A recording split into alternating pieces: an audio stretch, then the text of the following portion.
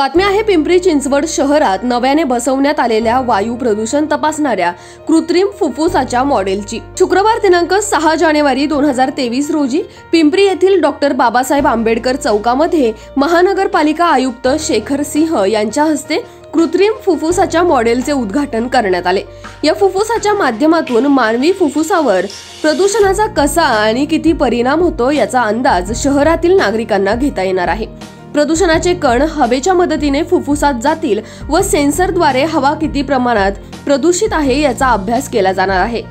तसेच या मॉडेलद्वारे शहराच्या हवेत किती प्रमाणात प्रदूषण आहे याची माहिती नागरिकांना मिळणार आहे। प्रथमच पिंपरी चिंचवड शहरामध्ये अशा प्रकारच्या हवेतील प्रदूषण तपासणाऱ्या मॉडेल्सचं उद्घाटन झालंय। तसेच या मॉडेलच्या फलकावर वायू प्रदूषणाबाबत तक्रार नोंदणीकरिता पिंपरी चिंचवड महानगरपालिकेने हेल्पलाईन नंबर देखील जाहीर केले आहेत।